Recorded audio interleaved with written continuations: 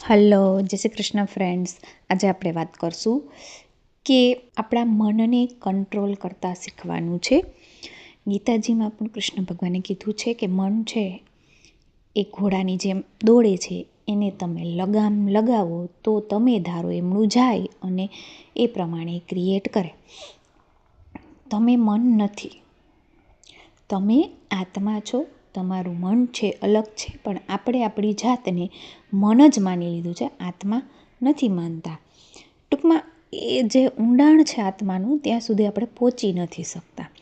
તો મનને કંટ્રોલ કરવા માટે પહેલાં તો એને આપણે વિચારતા શીખવાડવાનું છે. એ દોડે છે, આમ તેમ બધે દોડે જ છે. થોડીક વાર થાય તો આવો વિચાર હોય, થોડીક વાર થાય તો બીજો વિચાર, થોડીક વાર થાય તો ત્રીજો વિચાર, એવી રીતના ચાલુ જ રહે છે. પણ એને કંટ્રોલ કરવા માટે એક બેસ્ટ ટ્રીક છે માઇન્ડફુલનેસ પ્રેક્ટિસ. હું ઘણા ટાઈમથી કરું છું અને બહુ જોરદાર અસર થાય છે.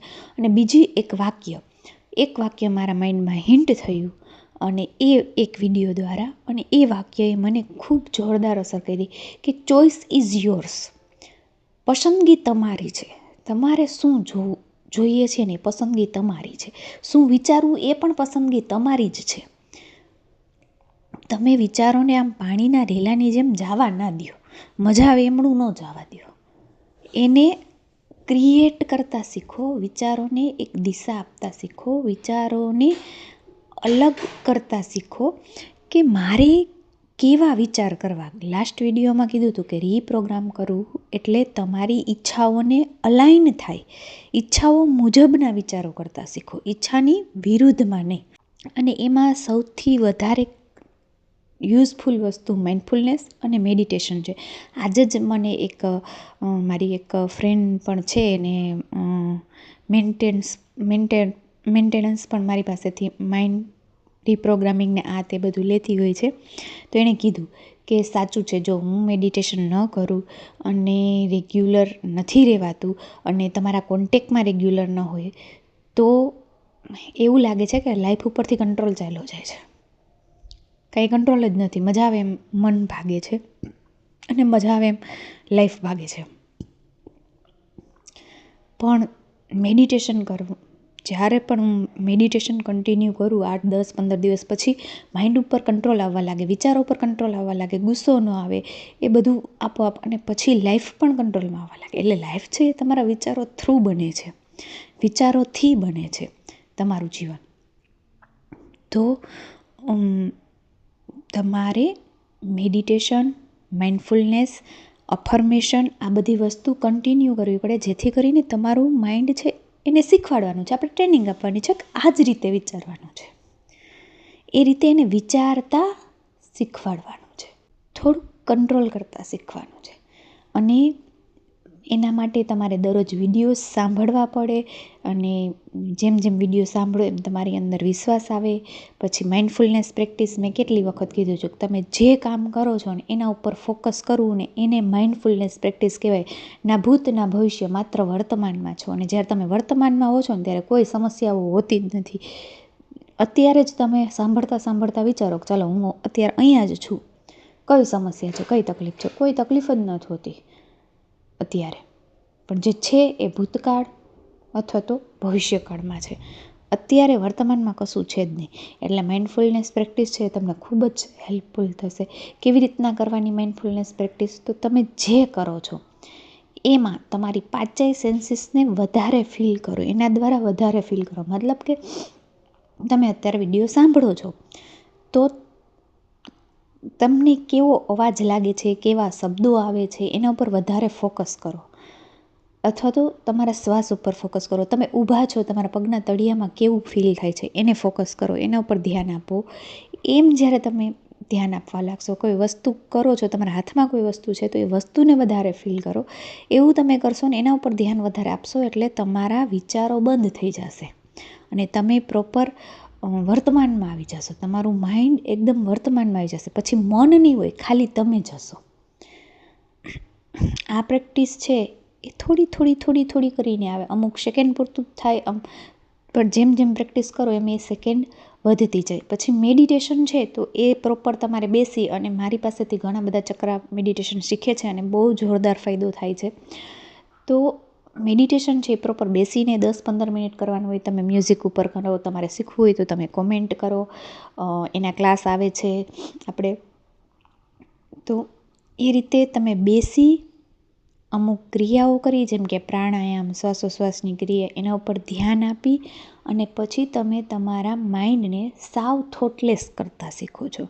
પહેલું છે વર્તમાનમાં લઈ આવતા શીખો છો. સાવ થોટલેસ ના થાય, પણ માઇન્ડફુલનેસમાં શું થાય કે તમે એ જગ્યાએ આવી જાઓ, તમે આગળ પાછળના વિચારો ન કરો. પણ મેડિટેશન છે એ તમને સાવ થોટલેસ, એટલે કોઈ વિચારો વગર 1 second, 2 second, 5 second, 10 second, 30 second, અડધી મિનિટ એવી રીતના બેસતા શીખવાડે છે.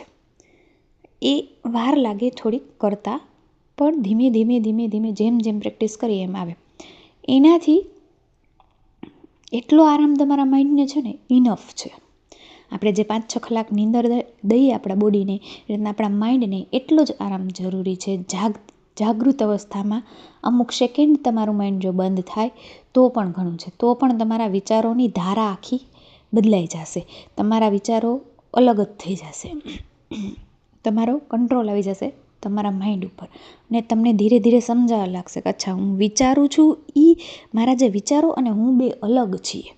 આ સમજવું ખૂબ જ જરૂરી છે કે મારા વિચારો અને હું અલગ છીએ, અને હું કંટ્રોલ કરી શકું છું મારા મન ઉપર, કે મારે શું વિચારવું, અત્યારે હું શું વિચારું છું, અત્યારે હું ક્યાં છું, હું શું ફીલ કરું છું. આ બહુ મહત્ત્વનું છે.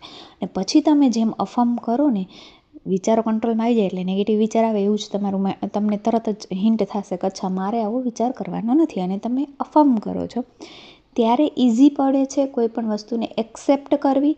જેટલી જલ્દી એ વસ્તુ એક્સેપ્ટ થાય, સ્વીકાર ભાવ આવી જાય એ વસ્તુ માટે તમારા સપનાઓના, એટલી જ જલ્દી એ બને છે, હકીકતમાં 3Dમાં આવે છે. અથવા તો તમે વિઝ્યુલાઇઝ પણ બહુ સારી રીતે કરી શકો. જ્યારે તમે થોટલેસ થતાં શીખી જાઓ, મેડિટેશન કરીને વિઝ્યુલાઇઝ કરો, ત્યારે તમારું માઇન્ડ એકદમ શાંત હોય, તો તમે જેમ વર્તમાનમાં રહેતા શીખો, બધી વસ્તુને ફીલ કરતાં શીખો, એવી જ રીતના તમારી કલ્પનાઓમાં પણ બધી વસ્તુને ફીલ કરતાં શીખી જાઓ તમે. અને એ તમારું સબકોન્શિયસ માઇન્ડને ખબર જ નથી કે આ રિયલ છે કે આ કલ્પના છે. એ રિયલ બનાવીને બતાવે છે. તો એમાં પણ વિઝ્યુલાઇઝેશન કરવામાં પણ માઇન્ડફુલનેસ પ્રેક્ટિસ ખૂબ જ મદદરૂપ થશે તમને. તો દરરોજ માઇન્ડફુલનેસ પ્રેક્ટિસ કરો, અને કન્સિસ્ટન્સી ખૂબ જ જરૂરી છે. દરરોજ ડિસિપ્લિનલી, ક્યારેક ટાઈમ ન હોય તો 5 મિનિટ, 10 મિનિટ, પણ કરવાનું દરરોજ કરવાનું જ. જ્યારે યાદ આવે ત્યારે કરવા બેસો. આખા દિવસમાં જ્યારે પણ ઈચ્છા થાય ત્યારે પણ કરો.